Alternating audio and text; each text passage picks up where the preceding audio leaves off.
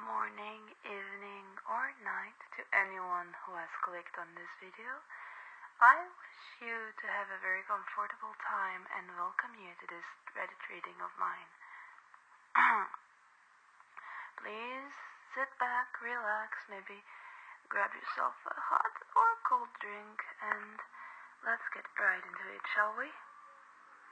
r/nosleep. Don't say the skintaker's name. It's been a while since I've ever thought of this story, but recent events reminded me of it pretty sharply. I only heard it secondhand and a fair while ago, so I can't promise that all the details are exactly correct. I should say, too, that I was fairly skeptical the first time I heard this. I'm not superstitious by any means. I don't really believe in ghosts or supernatural monsters. The friend who told me was the same, but even so he made me swear up and down to never retell this. His grandfather did the same to him. This is the first time I've actually told it, and I'm only doing it now because it's all mine. There is one major change here from the story my friend told, and it's intentional. I'm not going to include the creature's proper name. It should be pretty clear why by the end, but I'm taking that to my grave. This story was told to by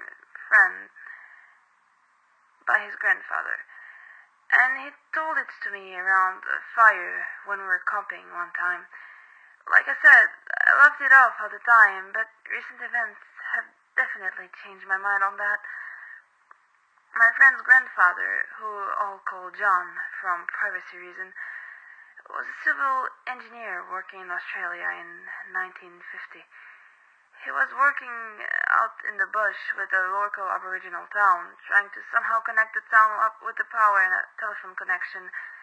The town was called Noongar, Wild Dog Creek, and John was the only white man there at the time.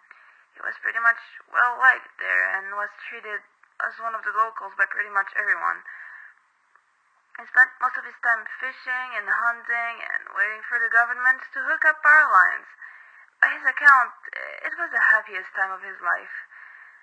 One night, though, one of the local farmers lost a cow. Nothing particularly odd there. It wasn't called Noongar for nothing, and wild dogs scared off animals now and then. Not usually full-grown cattle, sure, but it wasn't unheard of. The reason the farmer even bothered reporting it was the strange way he'd found it. A thing's skeleton was found on the edge of his field, and a set of tracks leading to one and then away from it. Not dog tracks, he said, but human tracks. And the tracks of a cripple to boot. How did he know that? John wanted to know. The man said the steps on the side were much longer than the other. Well, that got the town's elders' attention, and they went out with him to have a look. John tagged along out of curiosity, but the tracks raised more questions than they answered. The farmer was right about the difference in length, but even the short side looked twice as long as an ordinary person's step. When the elders saw this, they grabbed John and the farmer and towed them both away. They ordered the farmer to forget about that field and those cattle, that they're now an offering. He would be given new fields and new animals, but he was never to go back there again. The farmer accepted without command and was given new land on the other side of town. A week later, though, another cow was found dead in the same way. This time the elders forbade anyone from going near the site. The whole town got together and shifted all the cattle to a place about an hour away from the... By this point, John was confused as hell, and more than a little scared. He asked the elders, but they refused to explain. It was only from questioning a few drunk locals later on that he heard about the skintakers. The skintakers were, said to locals, evil creatures which roamed the forest at night. The huge, deformed creatures were born without a skin and had to make one, stitching it together from the hides of the victims. He told him, too, that he was never to mention the proper name of the skintakers again. They hated stories being told about them. hid a potential prey being warmed. Saying the name drew them, the locals said. Then they went quiet, maybe realizing they'd said too much, and John couldn't get anything more out of them for the rest of the night. In the morning, a dog skeleton was found on the outskirts of town. The strange tracks could be clearly seen outside the fence, coming out of the bush, then back in again. This time, the elders came to John. He was to leave, they said. Although at first they wouldn't explain why, eventually, with great reluctance, they told him that the town was in trouble. None of the locals had a chance. Maybe John could make it if he left now. John didn't really believe this, but he knew that he wasn't wanted, so, without further ado, he left. On his way out of town, he realized that he left a bunch of his tools in his house. He turned around to get them, but one of the elders grabbed a spear from another man and threw it at him. He got the message, he turned away, and started off into a bush. It took him a whole day to reach the road. He knew he was there by the sound of a car approaching. It made a nice change to the rhythms of the forest, a familiar sound amidst the strange noises. The sound of birds and the running creek were all right, but the branches thumping in the wind got annoying after a day of hearing it. Regular and rhythmic, it was like someone using his head as a drum. Da-dum, da-dum, da-dum, da-dum, over and over, until he was well and truly sick of it. Seeming to get louder and louder as time went on, he stepped out into the road and saw the sun setting over the horizon. From the other direction, he saw a car coming and tried to thumb a lift from the driver. The guy behind the wheel didn't slow down, though. Instead, he sped up, car revving to the maximum. Well, John wasn't going to spend a night out in the woods with that noise going through his head, so he stepped out in front of the car. The driver slammed on his brakes and opened the door. John stepped around to get in, but the man shouted at him to get in, panic edging at his voice. He jumped in, and before he even got the door closed, the car was off, redlining the engine. A kangaroo almost walked into the side of the car, probably startled out by the engine noise. The animal only just missed the rear fender, coming close enough for him to see the flash of the red taillights off his eyes in the mirror. The driver didn't take his foot off the gas until they were well beyond the edge of the bush. John didn't think the guy would have stopped at all, except that he got pulled over by a cop. The guy barely seemed to notice the policeman handing him a ticket. He was just sitting, staring in the rearview mirror, seemingly waiting for something. By this point, John was fairly sure the guy was either insane or on drugs, and he asked the cop for a ride. The cop dropped John at the nearest town, and from there he organized his trip out of there. A couple of years later, he came across an Aboriginal man in the supermarket who didn't speak much English. He was delighted to find that he could understand the guy. He translated for him, then got to talking. It seemed that the man was from the town the cop dropped John in. Hearing the name jogged his memory, and he told the man the story of the time in Nungaroyo.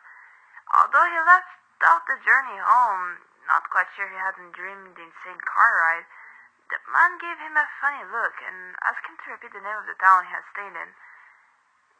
Gurunrario, he told him, and the man shook his head. Apparently, the town was gone. No one from there had been heard from in years. The two compared notes, and it seemed like the last message out of there was a couple of days before John's departure. The man asked John if he knew what happened, and he said no. He wasn't about to go telling ghost stories to strangers in the supermarket. Later that night, though, John had a dream. In it, he had a beat that he recognized. After a moment, as the sound of the branches in the forest thumping in the wind, he stood over a field of mud, and saw on the ground those strange tracks, still hearing the beating that went on and on, da-dum, da-dum, da-dum, long then short, repeated over and over again, like a drum, he thought, or more, perhaps, like steps, great and even, inhuman steps. One long, one short, steps taken, maybe by a creature as big as a deer with red shining eyes, a creature on the hunt for human meat and skin to add to its cloak. He knew then what the seemingly crazy driver in the car had seen, why he had sped up. If he had looked behind him, he too would have seen the red, glowing eyes coming for him and run faster than any human could have managed. John said that he had considered going back to the town for a while, but after that dream he didn't bother. There would be nothing there to find. Ngurun Maril was gone. By now, probably, the last of their skins had fallen from the skintaker's cloak. Not long after he told me the story, my friend reported that his grandfather had died. He had been out in his brick bush hut and had simply wandered off a track and just disappeared, the police said.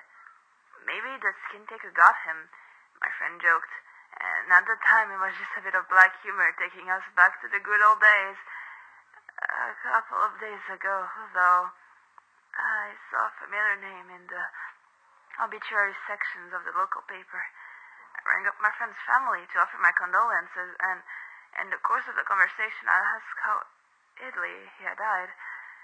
Apparently, he had been out hunting and had walked off a trail and vanished. That set alarm bells ringing in my head.